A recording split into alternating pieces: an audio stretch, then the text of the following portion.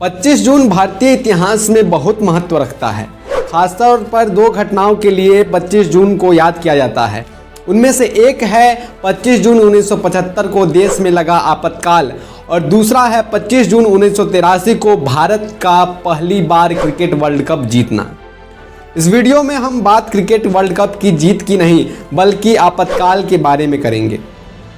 यह तो सभी जानते हैं कि 25 जून 1975 ही वह दिन था जब भारत में पहली बार सिविल इमरजेंसी लगाई गई थी। तत्कालीन प्रधानमंत्री इंदिरा गांधी ने देश में आपातकाल लगाने की घोषणा की और तमाम विपक्षी नेताओं को रातों रात गिरफ्तार करके जेलों में डाल दिया गया। अखबारों और रेडियो में सिर्फ वही खबरें आती थी जिन्हें सरकार आम जनता तक जाने देना चाहती थी। इसके अलावा आम लोगों पर भी कई तरह की पाबंदियां लगाई गई थी। आपातकाल में हजारों लोगों की जबरन नसबंदी भी करवाई गई थी। आइए जानते हैं आपातकाल और इसके पीछे की पूरी कहानी को।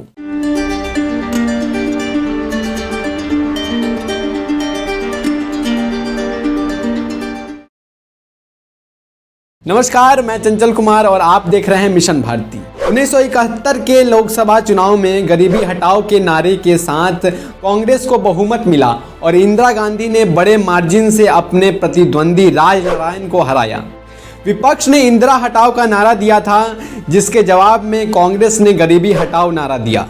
आरोप लगा कि इंदिरा गांधी ने चुनाव जीतने के लिए गलत तरीकों का इस्तेमाल किया। उन पर यह भी आरोप लगा कि उन्होंने सरकारी कर्मचारियों को अपने चुनाव प्रचार में लगाया था। आरोप लगे कि इंदिरा गांधी ने सरकारी कर्मचारियों से अपनी रैलियों के तंबू गड़वाए। उनके चुनाव को कोर्ट में चुनौती दी गई और 12 जून 1975 को इलाहाबाद हाईकोर्ट ने इंदिरा गांधी के निर्वाचन को रद्द करते हुए अगले 6 वर्षों तक उनके चुनाव लड़ने पर भी रोक लगा दी थी।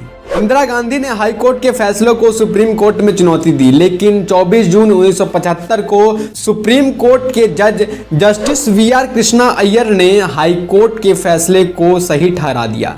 इसके साथ ही कोर्ट ने आदेश दिया कि इंदिरा गांधी को एक सांसद के तौर पर मिलने वाली सभी विशेषाधिकार बंद कर दिए जाएं और उन्हें मतदान से भी वंचित कर दिया गया। हालांकि उन्हें प्रधानमंत्री के तौर पर बने रहने की छूट दी गई। ऐसे में इंदिरा गांधी के पास अपने पद से इस्तीफा देने के अलावा और कोई रास्ता नहीं बचा था। कहा जाता है कि उस समय इंदिरा गांधी इस्तीफा देने को तैयार थी। स्पेनिश लेखक जेवियर मोरो ने द रेड साड़ी में लिखा, इंदिरा इस्तीफा देना चाहती थी लेकिन संजय गांधी ने उन्हें ऐसा करने से रोका। वह मां को दूसरे कमरे में लेकर गए और समझाया कि अगर आपने इस्तीफा दे दिया तो विपक्ष आपको किसी भी बहाने से जेल में डाल देगा। इंदिरा गांधी को बेटे संजय गांधी की यह बात ठीक भी लगी। इंदिरा गांधी के निर्वाचन के खिलाफ इलाहाबाद हाई कोर्ट और सुप्रीम कोर्ट भी अपना अपना फैसला सुना चुके थे। पूरे देश में जयप्रकाश नारायण के नेतृत्व में प्रदर्शन शुरू हो चुके थे। संजय गांधी ने भी प्रधानमंत्री के तत्कालीन सचिव आर.के. धवन के साथ मिलकर बसों में भरकर इंदिरा गांधी के समर्थन में रैलियां करवाईं, लेकिन उन पर जेपी का आंदोलन भारी पड़ा। अब 25 जून को दिल्ली के रामलीला मैदान में जेपी की एक बड़ी रैली होनी तय थी। इसको लेकर आईबी को विद्रोह के इनपुट मिले थे। बस फिर क्या था, इंदिरा गांधी ने कैबिनेट में चर्चा किए बिना देश में आपातकाल की घोषणा कर दी। तत्कालीन राष्ट्रपति फखरुद्दीन अली अहमद ने आधी रात को इमरजेंसी लगाने के पेपर पर दस्तखत किए थे। 25 जून 1975 को लगाया गया आपातकाल 21 महीनों तक चला और 1977 में खत्म हुआ। स्वतंत्र भारत के इतिहास में यह सबसे विवादास्पद समय था।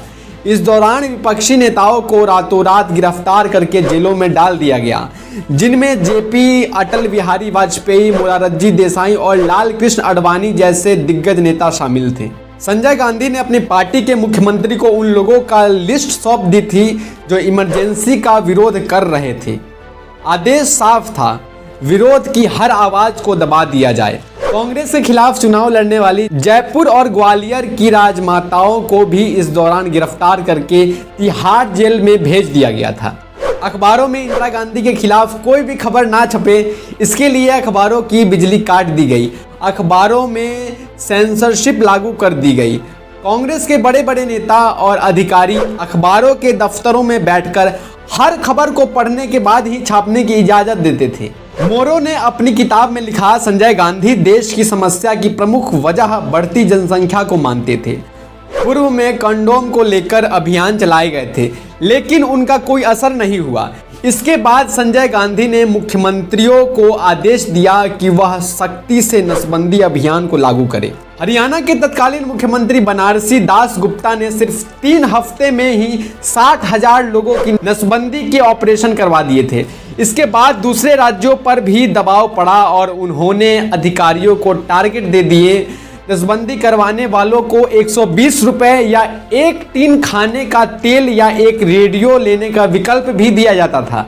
देश भर में लोगों को जबरदस्ती पकड़कर नसबंदी कार्यक्रम को चलाया गया। जबरदस्ती नसबंदी कार्यक्रम के बारे में राजीव गांधी से लेकर तमाम अन्य नेताओं ने इंदिरा गांधी को बताया, लेकिन वह नहीं मानी। आखिर एक व्यक्ति 5 दिन की पैदल यात्रा करके उनके दिल्ली स्थित कार्यालय में पहुंचा। पेशे से टीचर इस व्यक्ति ने बताया कि प्रशासन ने उनकी जबरन नसबंदी कर दी। पुलिस ने उन्हें मुंह पर मुक्के मारे। वह चिल्लाते रहे कि उनका सिर्फ एक बेटी है, लेकिन वह लोग नहीं माने और उनकी जबरदस्ती नसबंदी कर दी। उस व्यक्ति ने इंदिरा गांधी को बताया कि पुलिस रात में ग्रामीणों को घेरकर उन्हें नसबंदी के लिए उठाकर ले जाती है। इसके बाद वह व्यक्ति फूट फूट कर रोने लगा। इस व्यक्ति से मिलकर इंदिरा गांधी खूब आहत हुई और उन्होंने आदेश दिया कि कोई भी सरकारी कर्मचारी परिवार नियोजन के लिए लोगों से जबरदस्ती नहीं करेगा। जब इंदिरा गांधी ने यह आदेश दिया, उस समय संजय गांधी घर पर नहीं थे। आखिरकार 18 जनवरी 1977 को इंदिरा गांधी ने चुनाव कराने की घोषणा की। इसी के साथ कई विपक्षी नेताओं को जेलों से रिहा कर दिया गया। हालांकि कई अन्य नेता अब भी जेलों में बंद रहे, क्योंकि आधिकारिक तौर पर आपातकाल का अंत नहीं हुआ था। आधिकारिक तौर पर 21 मार्च 1977 को आपातकाल खत्म हुआ। इससे पहले 16 से 22 मार्च को चुनाव हुए और इंदिरा गांधी व कांग्रेस को मुंह की खानी पड़ी। जनता दल सहित विपक्षी पार्टियों को जबरदस्त सफलता हाथ लगी और उन्होंने लोकसभा की 298 सीटों पर जीत दर्ज की, जबकि कांग्रेस 154 सीटों पर ही सिमट कर रह गई। इंदिरा गांधी को स्वयं भी रायबरेली सीट से राजनारायण के हाथों हार का सामना करना पड़ा। कांग्रेस को बिहार और उत्तर प्रदेश जैसे उत्तर भारत के कई राज्यों में एक भी सीट नहीं मिली। चुनाव परिणाम आने के बाद 21 मार्च को आखिरकार आपातकाल के खात्मे की घोषणा की गई। तो साथियों, आप समझ गए होंगे कि आपातकाल की पूरी घटना क्या थी। आपने अपना बड़ा कीमती समय हमें दिया तथा बड़े ध्यान से तथा बड़े गौर से सुना, इसका हार्दिक आभार, हार्दिक धन्यवाद।